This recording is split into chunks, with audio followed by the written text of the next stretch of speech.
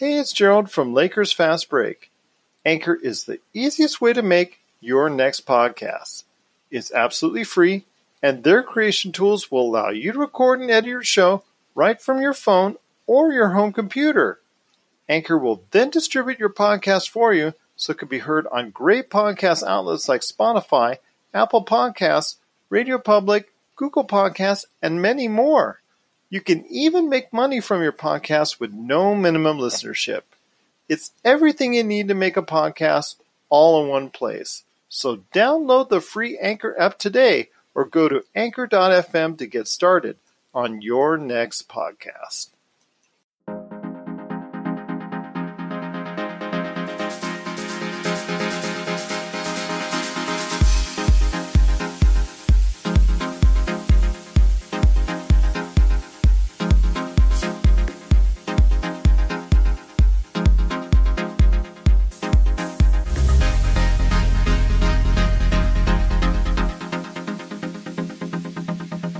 And we're back once again with the Lakers Fast Break podcast. It's Gerald Glassford coming right back at you here from Lakers Fast Break, Pop Culture Cosmos, Inside Sports, Fantasy Football, and Game Source. We truly appreciate everyone out there listening to our shows. And in this time that we're going through right now, we just truly appreciate you listening to us even more. Cannot thank you enough for taking the time to do so.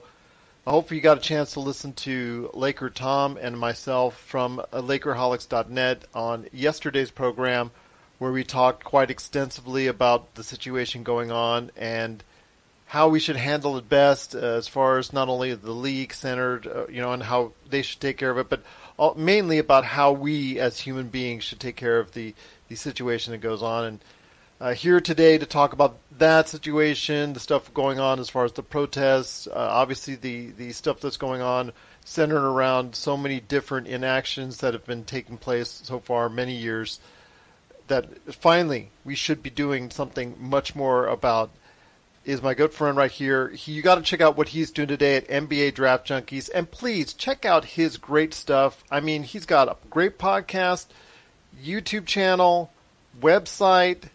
It's so depressing, my friend, when I go to the NBA draft stuff and I see your stuff right here, and I see something by a 14-year-old done right here as far as promotional, man. It's just kind of discouraging when I see that. It's just like, man, his stuff is better.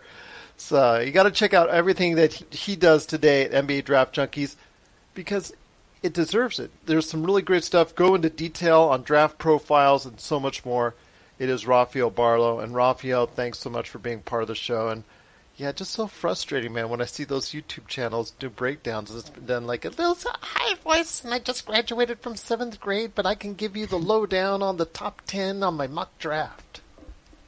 No problem. Thanks for the plug and the compliment. It's just frustrating me. Hey, this is someone from someone who gets far less views than you, and it's frustrating me even more. Well, those kids were me. I just wish I had the platform to, YouTube when I was 14 years old. I probably would have had my own channel too. So sure, I respect those guys. And but yeah, I think eventually I'll be one of the top sites that people go to for draft stuff. It's just going to take some time. Well, did you know that you're on Tankathon? Yeah, I noticed that last year. I forgot which video it was, but I noticed I had a spike in views, and so I was on Tankathon. I haven't seen it much this year. Maybe I am, but I know last year there were quite a few videos from my site that were used on Tankathon. But I noticed it was probably like guys that were late first round, second round guys. But I haven't checked.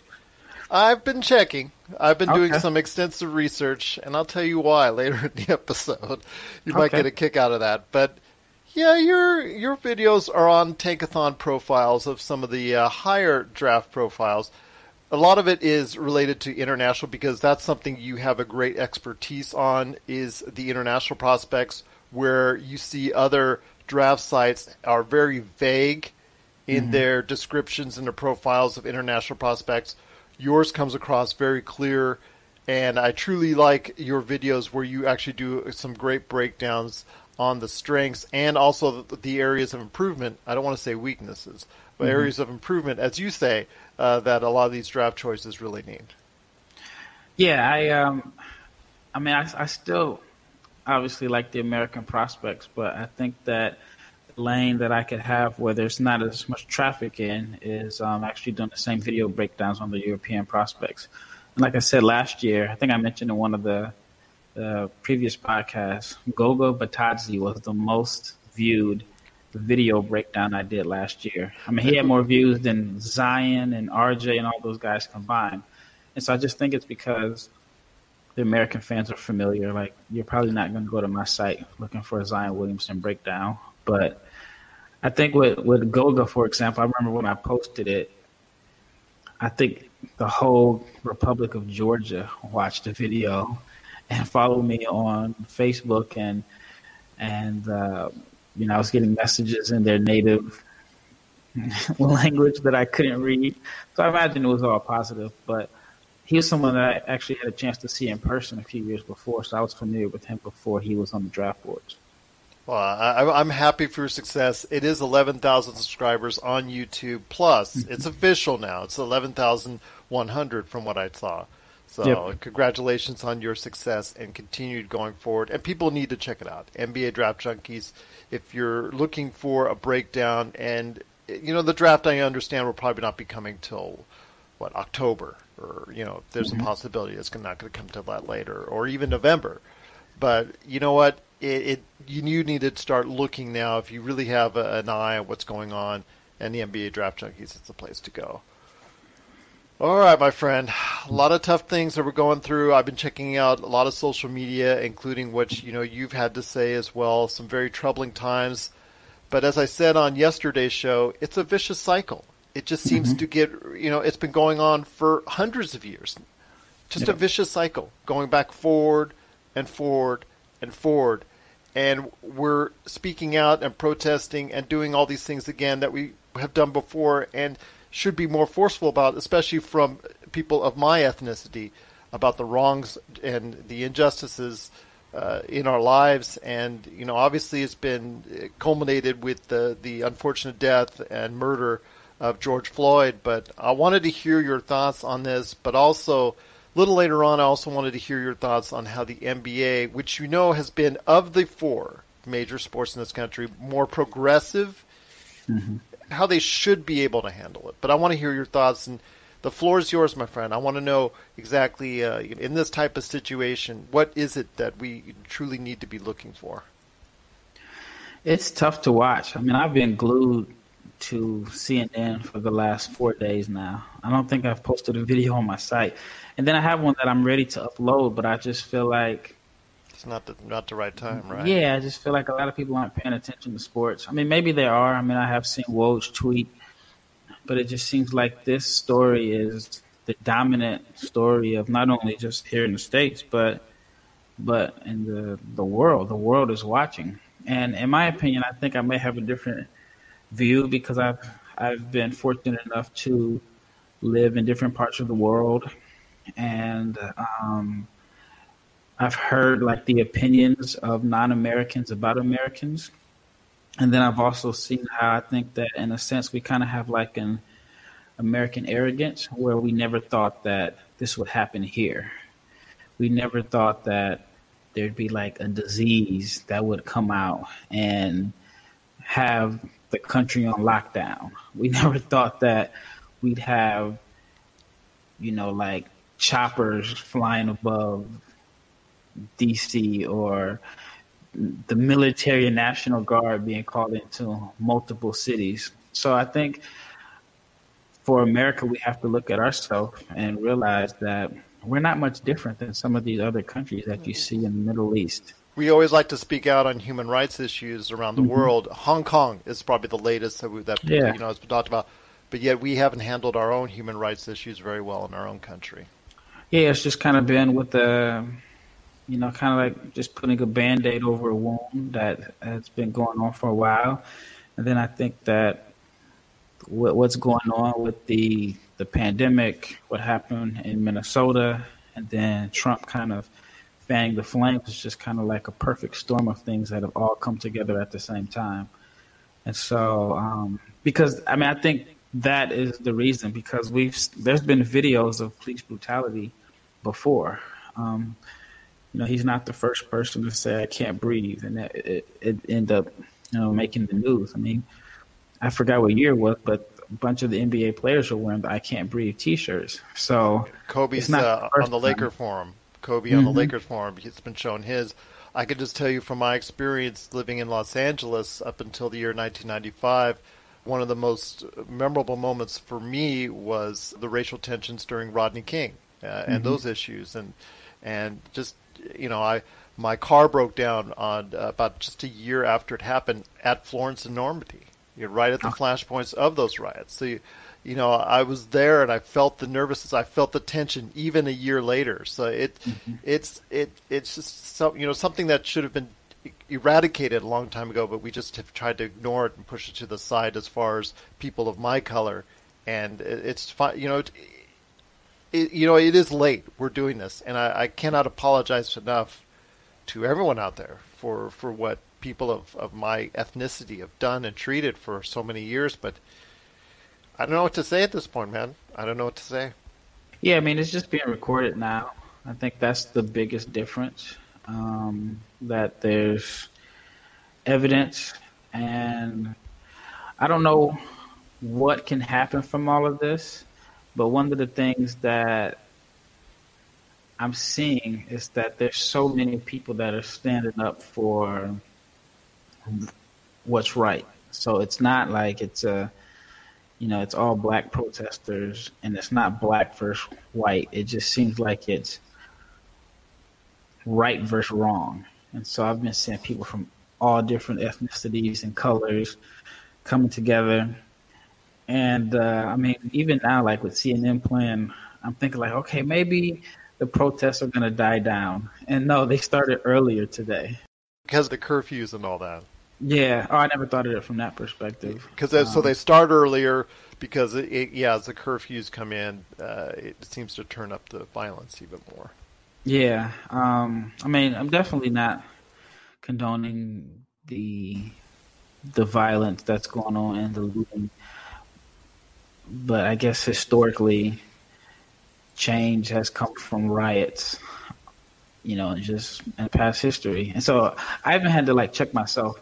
I don't know if you saw it on my Facebook page, but I've been to the Louvre in France. I've been to museums in Beijing. I've been to a museum in Cairo, Egypt.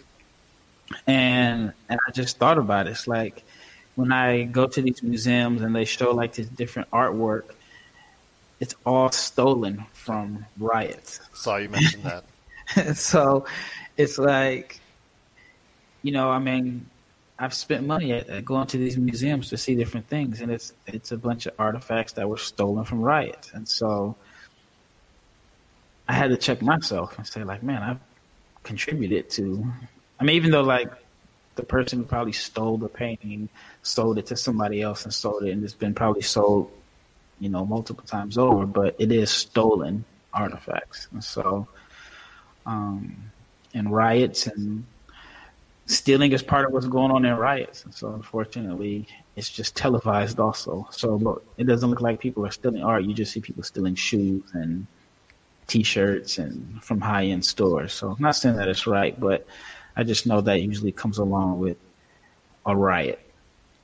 It is. I mean, it's aggression. It's people lashing out at their society, at the things that's going on. And 2020 has been a boiling over point for our society as a whole, but especially here in America with the highest death rate from COVID, especially to people of African American ethnicity. I mean, it's the disease has targeted that group more than any other. From what we're seeing in the statistics, is that it's just very tragic, and you're seeing all this boil over into a lot of aggression, and the way the rhetoric that's been distributed out there by our current president, and just fanning the flames, and just it's been tragic. It's been a sense of frustration, and while the looting and the violence is not something that we want to see, is like you said, it's just something that often correlates itself. It's usually peaceful protests, but you'll see a segment of the population take out their frustrations in a different manner. Yeah, I mean, they were going crazy in New York last night. I've been standing up to 1 o'clock Central Time, just watching. And even more interesting is, like in some cities, it's not being shown on the local news, and it's only been on CNN. So some people aren't even really aware of everything that's going on in their city. But I just don't know when it's going to end. I mean, I thought, okay, maybe it'll slow down on Monday. Then it just looks like it's still going on. I hope it doesn't get to the point where it ends up being like people versus the military. Yeah. And so I think that's what Trump wants. He keeps using the word domination. And so even like the tweets that he posted today, he felt like DC was successful because they dominated the protesters. So I'm just kind of just amazed. Because, I mean, you think about it, like, we've watched the news and we've seen, like, the riots and the protests and the wars going on in the Middle East and, like, the Lebanons and the Israels. And even, like, when they have their protests and riots in, like, Europe. But we never think, like, that can happen here, you know? And if it does, we may think, like, it may happen in one city, but not every major city has had their own form of protest, some peaceful, but a lot of them have not ended peacefully. And it's been a shame. It's been a shame to see Americans turning on Americans. And it's just been very troubling to see. The people who we look upon to protect our society and our police are quickly, in some occasions, just mistreating others. We've already seen it, that this was the stem of it, this was the root of it, but we're seeing it even now each and every day where police officers just, the boiling over point has happened and they're already striking out and lashing out against protesters, against journalists, which is also very troubling to me. And it's wrong. It's wrong on every level, and there's so many mistakes being made continuously. We just don't learn from these mistakes. History has shown, as you said, you're talking about when you were going to the museums and seeing those artifacts, which were stolen in and of themselves. We just don't learn. It just right there, it shows us right there that from history, we just don't learn from our mistakes. Yeah, and I hope this creates a change, but I just don't know like how. I think it may make people even more on edge because I mean I'm a black man. I grew up in America, and I've had times where I've been pulled over by the police.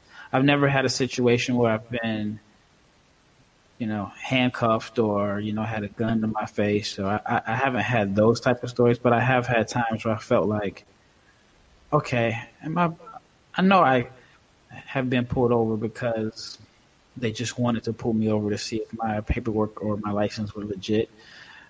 But I think everybody had to go through that especially as black men. I mean, I think one of the things that kind of made me realize how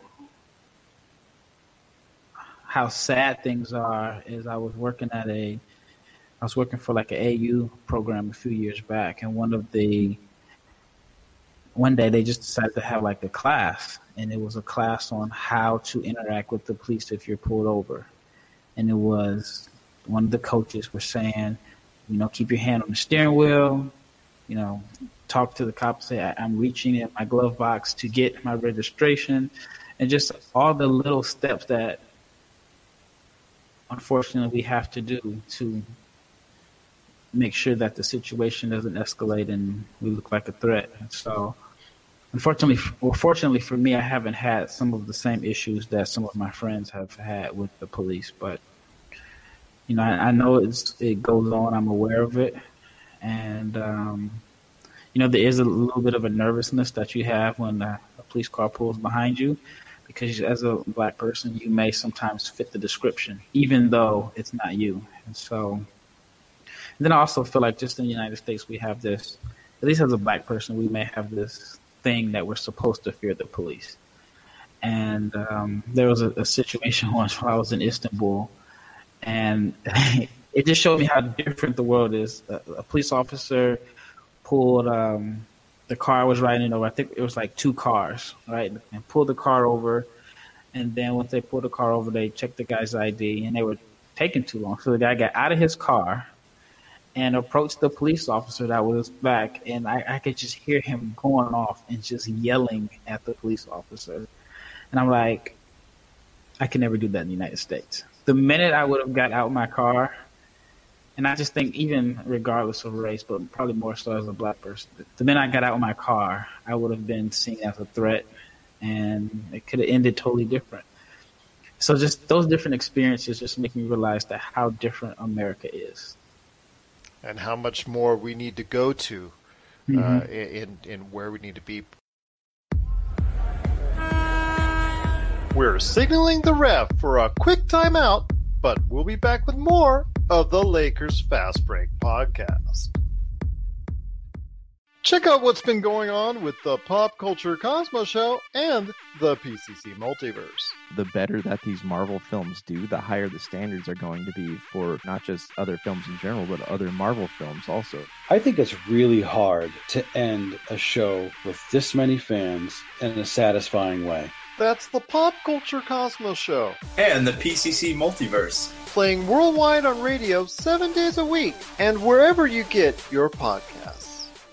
It's tough, man. Tough to see, tough to watch every day. Like you said, it's been something that you're riveted to. I'm riveted to. You know, each and every day we see it, and it continues to go on and continues to, in many ways, evolve, in many ways devolve. But over the course of the weeks and months, hopefully we will see something. I mean, I think you and I have lived long enough in this earth that we're kind of skeptical on if this is going to be something that we're going to see as a permanent change. I'm going to be honest with you. I mean, Charlottesville, again, like I mentioned, Rodney King, so many things in between, over and over and over and over again. And I'm just hoping that we don't have to have this in 2 years and 2 years and 2 years from now. Yeah. And I'm hoping we can finally take some steps towards the world that I want for my children. If there was one thing I would say, at least for me, and I'm just speaking for myself, but if there's one thing I would say that's a silver lining out of this, I feel like Trump has given people that are racist a platform to express themselves. And every day on social media, I see someone makes a comment that expresses how they really feel, and it gets screenshotted. People call their jobs, and they lose their jobs. So I think if there's a silver lining to this, I think that's a silver lining, is that there are some people who the thoughts that they've probably shared amongst their friends, but now they feel like they have a reason to share them out loud and on the public platform, and they forget that how costly it can be. And so they're being exposed, and they are, I've seen people backtrack and say, I didn't mean to say that. So I think that's a good thing. Like, I would rather, me personally, have racism in my face than behind my back. I agree. So because you know what you're dealing with. Yep. And it's funny because we just talked about earlier about how we don't learn from our mistakes. Well, that part, even though in social media we have seen umpteen thousand times when somebody posts something inappropriate, they get a backlash and they usually will suffer the consequences. Mm-hmm.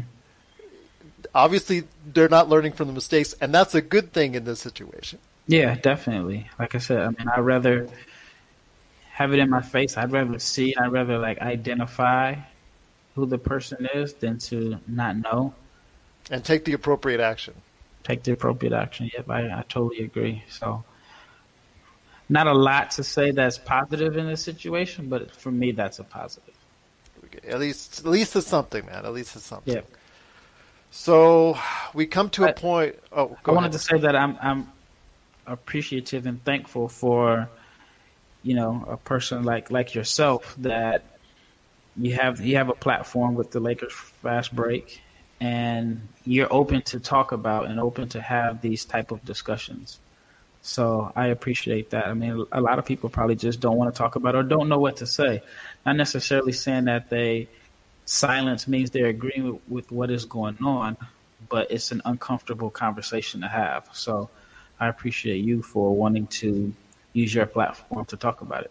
Well, I cannot thank you enough for taking the time to speak to me on it. I mean, I'm 51-year-old white man, and I've seen so much in my life wrong over years and years, and I've spoken out on various platforms. I've spoken out before, and it's nothing's been done. Nothing's been taken care of. The satisfaction is not there. The way we should be treating each other should have taken place hundreds of years ago, before you and I were born. It's still not there yet, and it hurts. It hurts a lot. But we'll get through this. We'll get through this. Yeah, I think.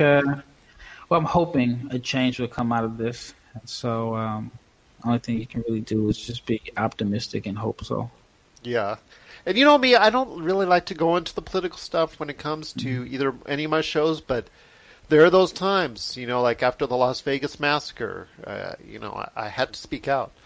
And, when it talks about times like these, we have to speak out. And there are certain times where it warrants a show that supposed to be entertainment needs to make a statement, because you cannot sit idly by and let these inactions, let your inactions speak volumes. And this injustices that continue in our society need to be spoken out against and need to be dealt with like yesterday. Yeah, that's why I feel like this situation is bringing stuff into the open. The world is watching us now. Like, we've kind of been exposed, and things have been uncovered. And so, I just think over years it's just been like a Band-Aid over, and, it's just been a Band-Aid covering it up. But now it's to the point where you can't cover it up with a Band-Aid. Like, there needs to be open dialogue. And people on both sides need to just come to a common ground on understanding, like, at the end of the day, we're all humans. We are all humans. And if you do want to make a difference, a positive one is in this world, you let your actions speak in November. Mm-hmm. Yep. Well, I'll tell you what, my friend, one of the things relating from this, and I spoke a little bit about it earlier, was the NBA and how it's dealt with situations like this and tragic, needless deaths that have taken place, especially relating to this type of issue with George Floyd and so many of the other things previously that happened. I mean, we talked about it earlier with Kobe wearing the I Can't Breathe shirt, and when the NBA players all came out. And Adam Silver, I give him credit for giving his stamp of approval and supporting it, and even making a statement this week, about what's going on. But I want to hear from you. I think more needs to be done. It needs to be more than just T-shirts. What can the NBA do when they get back on the floor? Because it's going to become high profile on July 31st, if that's because right now that's the targeted date. So What happens on July 31st? What do you think you would like to see that would at least take it in a step further into the right direction? That's a good question. I mean, I do think by July 31st, or hopefully by July 31st, things have calmed down. I hope we're not in the same situation that we are in today. Yeah.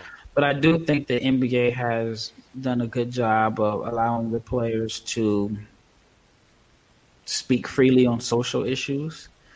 So I think the NBA, like you said, is the best of the four sports when it comes to like discussing social issues. I don't know if I can think of anything that they could do that hasn't already been done. Do you think it would have been done the same way Adam Silver's doing it under David Stern's leadership? I'm not sure. That's a good question. But I think like the players today are more socially aware than the players that were. So I think that makes a big difference, because it seemed like maybe outside of like Jabbar, but it seems like maybe in the 80s or 90s, that generation of players didn't necessarily want to speak out because there was a fear of it possibly impacting your brand or your name. But I just think like the guys now understand that. Yeah, they may lose some fans, but they're willing to risk that to use their platform to speak out on how they feel. Well, let's hope there is a more positive change that comes about it, and the NBA, when it does, hopefully, which we will hear more about here, maybe later in the week. We're not sure because there's been a lot of announcements that have been postponed due to what's going on in our society right now. But with the NBA, if it does come back to a league, and if it comes back to a season that starts up in July 31st, I'm hoping that they will take the steps necessary to make sure that people are aware that the NBA has not forgotten what's gone on right around now. Yeah. Yeah, like I said, I can't think of anything that they can do that hasn't already been done. I mean, in my opinion, they're the only league that I can remember that has spoken out about past issues, and they've handled it a lot better than the NFL, which is it's pretty obvious. But it's not even close, my friend. Yeah, not close at all. But now, I mean, I think some people are starting to understand what Colin Kaepernick was kneeling for, and I'm seeing like police officers. Better late than never, I guess, right? Yeah, I just hate the fact that he pretty much lost his career because of it. But at the same time, I think it's admirable that he was willing to take that risk. He's someone who I feel like will be more appreciated down the line than he is today. And I think he's more appreciated today than he was last week at this time. So I think that, going forward, I think people have a better understanding of what he stood for and what he wanted to address.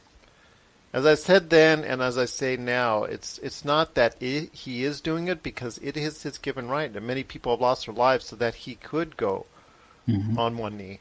It's why he's doing it. People need to, instead of just immediately shut it off, they need to have asked, why is he speaking out? Why is he making a statement? Why is he going on one knee? And people weren't asking that. People didn't want to hear it. People didn't want to see it. People just didn't. A certain vice president wanted to walk out the room when that happened. It's something that, it was there. It was a message that was made. And yes, he was the first one to make it. And you might not agree with everything Colin Kaepernick has to say, but that one statement, believe me, says it all. It said it all to me then, and it says all to me now as far as it's concerned. It's, like you said, even more prophetic now than it was even then. Yeah, it's tough to be first. I mean, it really takes a lot of guts to be the first person to... Because he was a really good quarterback. Yeah, I mean, he went to the Super Bowl. Yeah. So, I mean, that alone is not easy.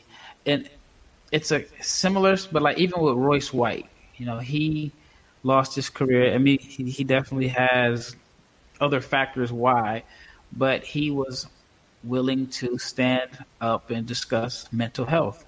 And now, a few years later, the NBA and other professional leagues have actually done a decent job of addressing mental health. He had to be the one to stand out and take all the hits for it. But I think once Kevin Love and DeMar DeRozan mentioned their own battles with mental health, it kind of legitimized some of what Royce White was saying. I mean, people took it for granted. Oh, these guys make $20, $30, $40, $50 million, or why should they be allowed to have those type of issues? Everybody can susceptible to that. So, I hear you, my friend. Some tough choices, and I'm hoping that the NBA will be at the forefront of those type of statements that need to be made to keep this issue in the mind's eye so we can make a positive difference. We can make a change for the better. Finally, start taking some real steps that are long overdue. I'm hoping, man. I'm hoping. I agree. Speaking of Adam Silver, like we were just a second ago, he is currently in the process of making an official, declaration to the other owners out there for them to decide 100% on which way they want to go. One thing I do like the fact is that he's kept the players and the Players Association involved in every step of the facet of this, this organization of how the end of the season's done. I like the fact that he's kept them involved and kept them a part of the decision-making process. And he's spoken out to Michelle Roberts, Chris Paul, and said, if I lean this way, what would the players think? If I want to do this, what would the players think? You've heard all the rumors. You've seen all the type of proposals from 1 to 16 to a group play to having all 30 teams. I mean, that's the latest, that small market teams are getting angry that it's not all 30 teams in there. We've heard the most likely scenario would be 20 to 22 teams. I found 22, that number right there would be kind of interesting. But I want to hear your thoughts on the different proposals and which one do you think would... I mean, there's no perfect scenario, but which one do you think might fit the best? I'd be all for the play-in. I think that would bring a different type of excitement. I also think it makes sense to get Zion Williamson on TV as much as possible. Makes up for all those games he was injured, and then New Orleans was on TV. They were on TV quite a bit. I mean, opening night, right? I think so. Opening night, yeah. Right now they're ninth or 10th, I believe. But I think, the way, right now the NBA probably wants ratings, and they probably want to, because there's no sports on TV. And unfortunately, the Grizzlies won't have the same appeal as Zion and the Pelicans, or even like the Blazers. So I think it makes a lot of sense to give those teams an opportunity to play. I would still love to see Steph and Clay come back for Golden State. Well, that's just being selfish. I mean, I know it doesn't make any sense at all for them. And then even KD and Kyrie. I'm not sure what's the latest on Kyrie's injury. I'm thinking KD can play. I'm just not sure Brooklyn will let him play. Same thing with Golden State and Thompson. I think the issue with Thompson is he's probably healthy enough to come back, but they probably are just at this point saying, you know what, we're going to save you for next season. Kyrie, I think, is the only one that would be in question. I think his issues are a little bit more long-standing. But I know he had surgery. I can't remember exactly when. I think it was March. Was it March? I think it was March. It just seems like there wasn't much of a March. Yeah. I don't know, maybe. I know I was back in the States, and I have been back since February 1st. So, I don't know. That's just wishful thinking. But I would love to see those guys, even like John Wall. I mean, I think he should be healthy now. It's been over a calendar year. Even with KD, it would be over a calendar year. Yeah. So I would love to see those guys play just for selfish reasons, but I understand that it's probably going to be a short off season or second off season. And I think last I saw today, was it October 12th would be the last possible day? I saw that on a tweet, yeah. That just sounds so weird that the NBA's last game would be around the same time. Yeah, around 3 weeks. Around 3 weeks before a season would normally start. When they would start training camp. No, they would already actually be in training camp. Yeah. Because it usually starts around Halloween, the NBA season. Yeah, so they'd be in training camp October 1st. Yeah. But I think it would just be good to just have sports back on TV, especially with everything that's going on now. I think sports will be able to just kind of take some of the attention away from and hopefully this is the last major issue of 2020. It just seems like it's just been coming back. It's something new every month. So having sports back, I just think will give people a break from watching and hearing all the negativity on the news. It's been 6 months, my friend. There's still 6 months more to go. Yeah, it's hard to believe. It seems like this has been 2 years. But as far as the scenario, like I said, I like the play-in tournament. I definitely think that just starting with the playoffs, or even just trying to have teams finish off however many games they have left to 70 would kind of be boring. So this adds a little spice to it, and I'm just ready for the NBA to get back on TV. You and I both, my friend. I think they just need to throw out the window and chalk up the loss on the 70 games deal where they have to pay back the local networks. I think they should just go ahead and just toss that. I'm not in love with bringing back all 30 teams because if you're Golden State and Atlanta, the players on those teams probably don't even want to come back at this point. You know, they've already had a season where it's not been to their best interest. It's not panned out the way they have foreseen it, obviously, for both. And for other teams that are in that lower tier, most of those players are not motivated, you know, outside of money, outside of financial incentives to come back. And the only teams I would see really that really want to have a play. I mean, like Damian Lillard said it best: "If I don't have a reason to come back, why should I? You know, if he doesn't have a chance to get back into the playoff mix, why should he?" So, I mean, yeah, I'd love to see a play-in scenario, but I'd like to see it with 22, 24 teams, but not all 30. And a group play deal scenario for me as a whole, I'm not in love with either. Well, for me, I'm kind of iffy because I'm thinking about all the guys on Golden State's roster that are still fighting for their spot in the league. Mm-hmm. So I imagine those guys want to play. Now, Draymond and Steph probably don't want to play, but they have a roster full of guys that are somewhat like fringe NBA players. The only reason they've had an opportunity to really get a chance to play this year is because of all the injuries. So I feel like I want to see those guys get an opportunity to at least play a few more games as opposed to, for their sake, not getting an opportunity to play. Yeah. And then I think, even like a Cleveland, they may not need to play Love and Thompson, but they have a few guys, like I think one of their draft picks, Dylan Windler, didn't really get a chance to play this year. I felt like Kevin Porter was having an opportunity to I feel like he was starting to come along. So if in a perfect world, I personally wouldn't mind seeing all 30 teams. And then for some of those young teams, using the last few games as their summer league. It's like your summer league, you don't have your draft picks, but you're getting the chance to let your younger players play. I don't know how much, they can show or you can really hold it against them if they don't look as sharp as you would expect. But I do think for some of those guys that are fighting to, for their career, I would like to see those guys play a few more games. Similar to what we see every year in the last 15 to 20 games anyway, yep. Like with the Lakers. I mean, Alex Caruso really came on in that 20 to 25 game stretch before the end of last season, which got everybody excited about his future, and you see how it evolves from there. So you're right, it can work in that situation where a young player or a player who hasn't gotten much time gets that time and takes advantage of it.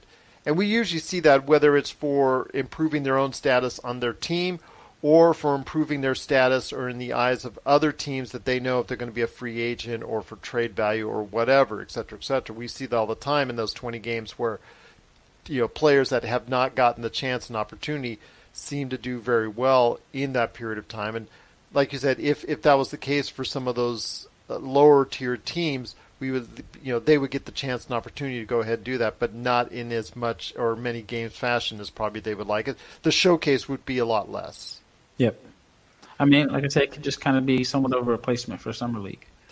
That's true. Although it won't be here in Vegas, which would be a shame, but we're going to have to get by, going to have to deal with it. But it'll be in that type of Orlando format that is going to be interesting to see how it plays out. But I can totally understand if you want to go ahead with a 30-team format. I'm just hoping that we'll get the type of buy-in from these players to go ahead and say, you know what, if we go to all 30 teams, that they're going to go ahead and be motivated enough to, as for the whole, for the most part, to go ahead and play basketball to the extent which we deserve to see and which we need to see at this point in time. Yeah, like I said, I don't think the stars will, but I definitely think the lower level guys will want opportunity to play. But I'm still shocked that Orlando beat out Vegas. I felt like when they mentioned both cities, they're just Orlando is the runner-up. Like the NBA has such strong ties to Vegas. Vegas is like the basketball capital of the world during the summertime, even though it's 100 20 degrees every time I go to Vegas for basketball. So in my mind, I just felt like it's going to be Vegas. And You should come now. It's only 100. I'm not getting on a plane anytime soon. But, I hear you. but yeah, I'm shocked. And I guess I haven't done the research why they chose Orlando over Vegas, because I think Vegas is opening back up this week, right? It's supposed to. In certain places, it's been delayed because of what's going on. I know my brother-in-law works high up with a major casino here in town, and they were set on set date, and they had to delay it because of what's going on. But some of them were going to be opening up as early as this week. In fact, a lot of them were pointing towards to tomorrow, the 4th, as the days that they were going to go ahead and target. So we'll have to see if that pans out. But I had said before that the best place, if you want to knock this out, the best place to do it is Vegas, because you could have literally on 6 NBA formatted arenas where NBA games have been played, or at least high-level college games have been played, you could have 6 going on at the same time. And then Mandalay Bay had talked about reformatting its whole convention area where you could have 30 different practice courts in the same area. So they had they pitched all that, but the thing is, it's not in a 100% controlled environment, because yes, you are in hotels, and you can keep them in a certain said hotel, until you could bus them to, like, say, up the street, because we're only talking about a 2-mile radius for all these 6 arenas that can house these games. Within a 2-mile radius, you could have 6 games going concurrently here in Vegas, but yeah, I guess it wasn't a good enough deal for the NBA to go ahead and say yes to, and which is a disappointment for me, obviously, because I would have snuck in and tried to catch a couple, would have sent you some text and said, here you go, man, here's LeBron. But I guess you also got to remember that the ESPN, ABC, Disney Love Fest is also there, and maybe that's a part of the reason why. I understand that it would be more controlled from a virus aspect there, because you could better gauge, or better, I'm trying to find the most appropriate words about making sure people come in and out without having the virus, or if somebody has the virus, it could be treated and handled better there, because it's more closed off in that area. I don't know if you've been to Orlando, that part, and it branches off the highway. It's almost like you go on a set of freeways, and you go on a set of freeway to Disney World. You go on a set of freeway to Animal Kingdom. You used to go on a different freeway and a different path to the ESPN Wide World of Sports. And that's something that could be handled and managed a little bit better, more effectively there. So I think that's the ultimate factor there, is the safety for the players and their families that they're going to allow. Because I think the families, they are allowing some families to go there. But it is kind of disappointing, because just by the sheer number of games, you can knock this out really fast in Las Vegas. Yeah, I never considered the whole ESPN, ABC thing. I always just thought, like, the NBA is so familiar with Vegas. You see that dollar.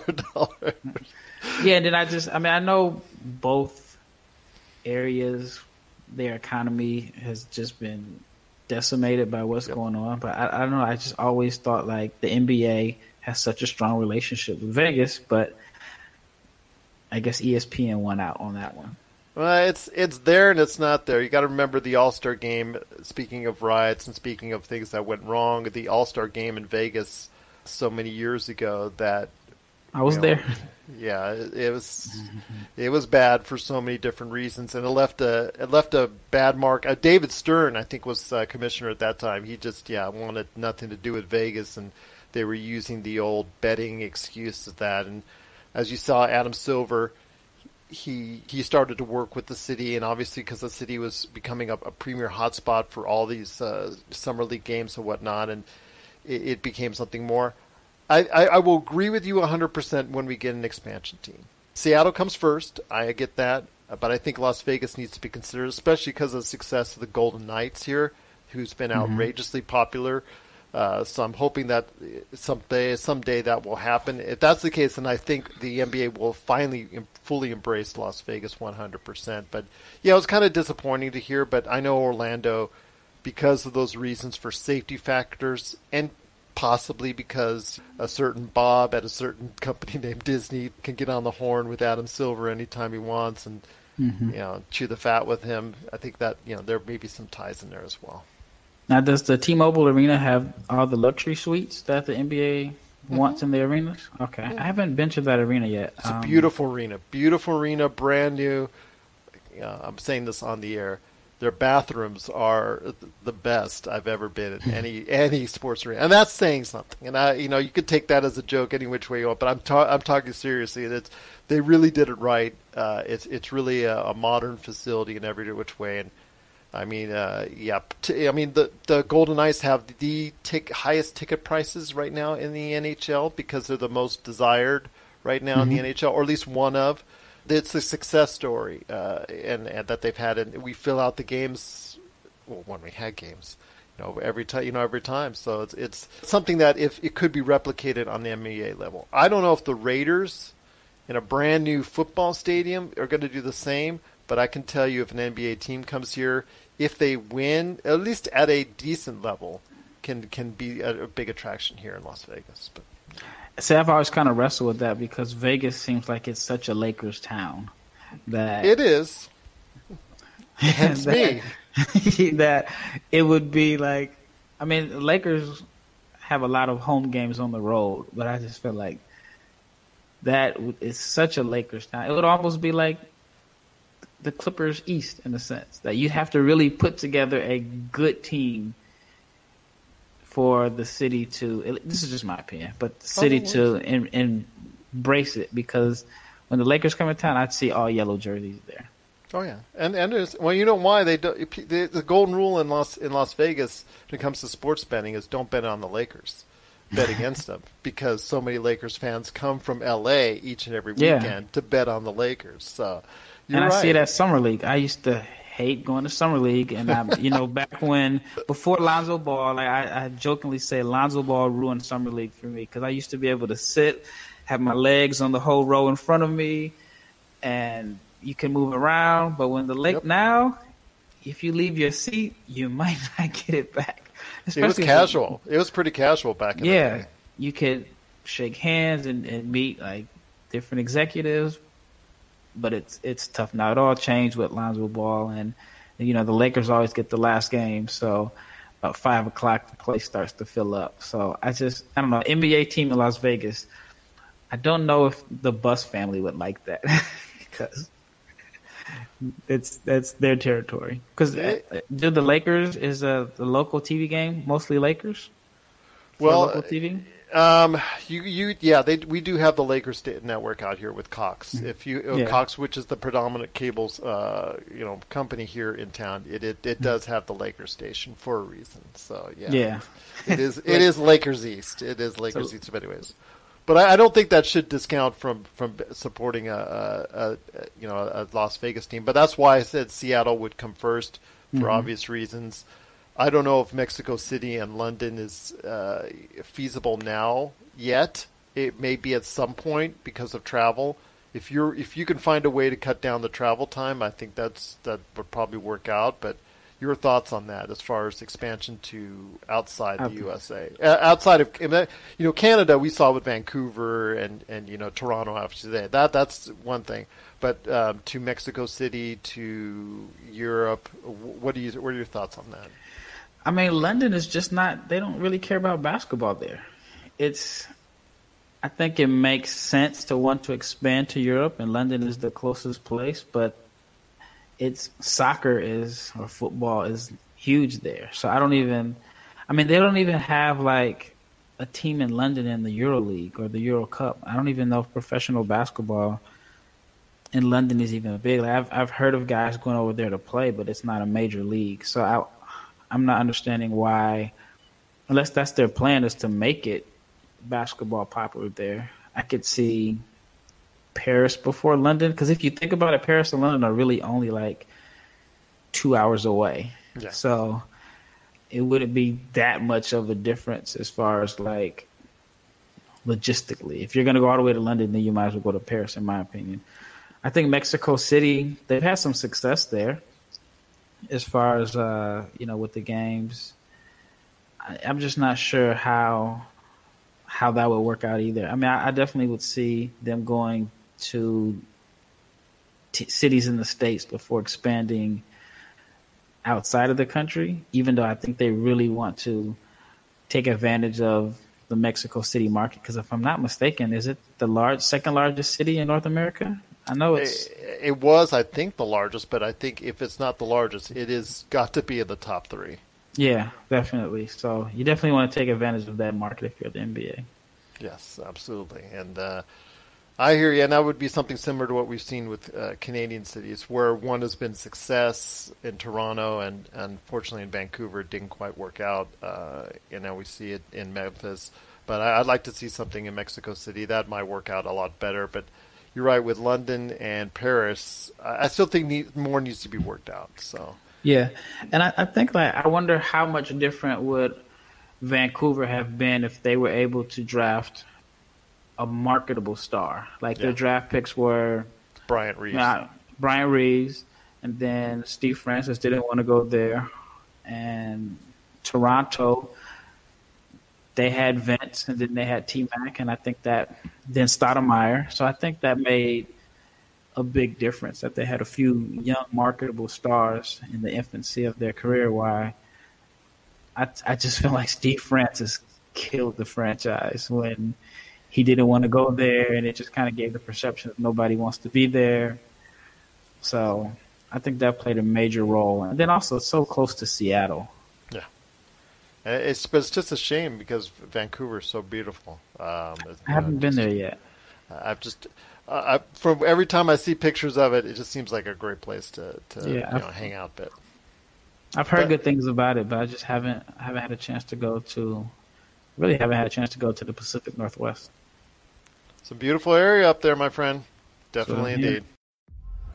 We'll be back with more of the Lakers Fast Break podcast. Hey, listener, Dutch here from Voice from the Underground, the podcast.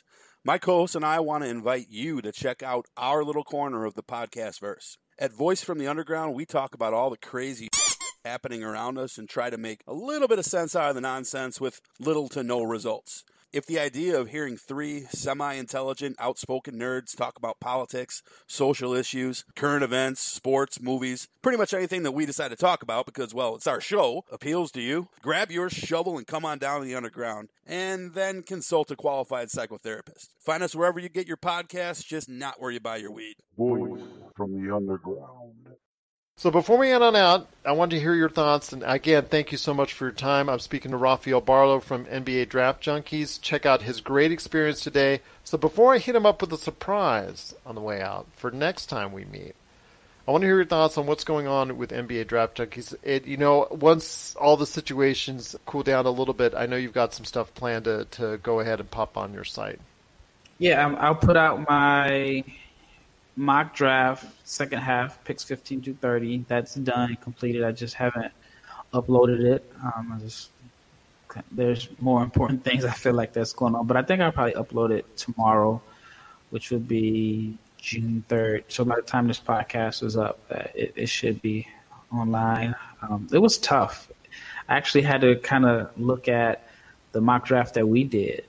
And it's tough because there's guys that you may feel like, oh, I think he's borderline lottery that could easily fall to the 20s. So I have some surprise guys that end up dropping, and I know I'm going to hear it. I know people are going to have a lot of opinions about why a couple guys fell so far on my draft board. And it's nothing against the guys. It's just kind of like the way it all worked out. So I'll have that up when this episode is complete.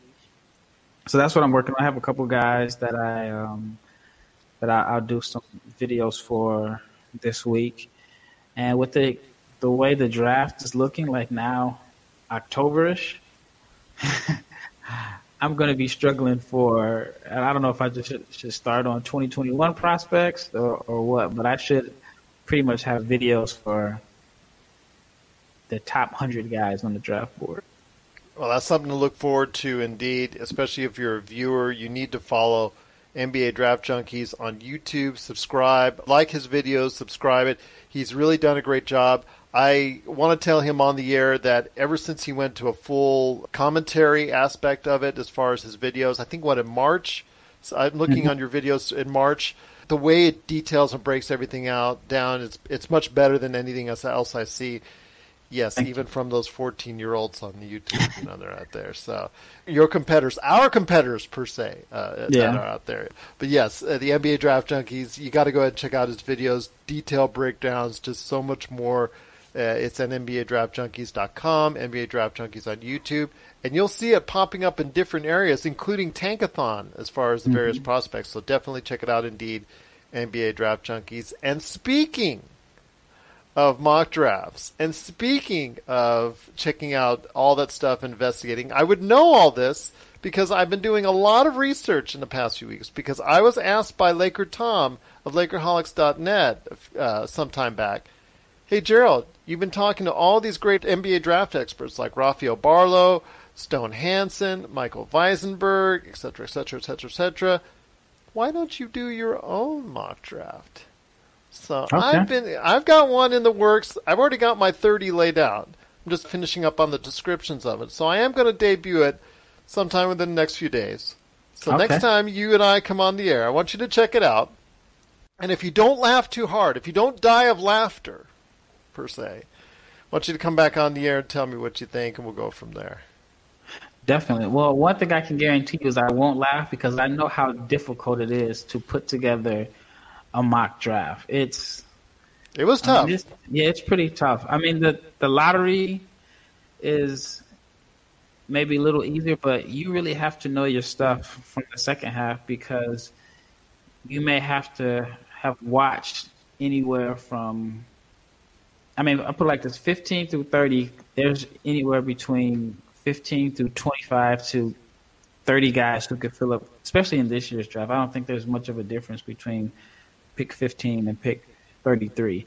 So for you to make a mock draft, you have to have spent quite a bit of time, and at the end of the day, it's all your opinion, and your opinion can't necessarily be wrong. So I'm looking forward to checking out your mock draft and seeing how similar or how far apart we are on different players. So I'm always open to debate about draft picks and to kind of have these discussions. So I'm really looking forward to it. And remember, I wasn't a 14-year-old. Yeah, I imagine being 14. I mean, there's going to be some biases, but you're extremely biased over. Yes. I like this guy's uniforms, or this guy dunks. So he's the best dunker in the draft, so you have him high on the draft board. I will say this, though. If I was 14-year-old at this time having YouTube, I would have done more. Yeah, I definitely would have had a channel. I mean, the quality may have been poor, but I would have had a channel. And, I mean, how lucky these kids are to have all these resources to have their own platform. So I'm a little jealous in that sense, but. You and I both. How do you think I feel? I told you I'm 51, and I still, this stuff was never. I was just so glad to have Pong when I was a kid. And look at these guys. So yeah, they have a lot of resources. They don't play outside as much, though. Outside? What's outside? Yeah. All their friends are online or on their phones. So that part I am glad I did get a chance to get my knees scraped up and have a couple bumps and bruises from playing outside on the monkey bars. I feel like I just don't see kids outside anymore. Yeah, exactly. I'll tell you what, my friend, it's been so great having you once again on the show, speaking out your opinions. And again, if you have any thoughts on what we talked about on today's show, please send us an email, LakersFastBreak@yahoo.com. I'm on Twitter at LakersFastBreak. Rafael is on at NBA Draft Junkies and at Barlowe500. And also Rafael Barlowe on Facebook and all that. Please, we'd love to hear your thoughts on what's going on. We'll read them on the show, how the NBA is going to handle this type of situation, and so much more. And once I put out my mock draft, you could rip me apart if you want to there as well. I'm really looking forward to it. Hopefully you will be saying that after you check it out. But it's so great to have you on, my friend. I wish you nothing but continued prosperity and safety. And I wish the same for this country as well. And I hope we can all come together sooner rather than later. From all of us right here at the Lakers Fast Break Podcast.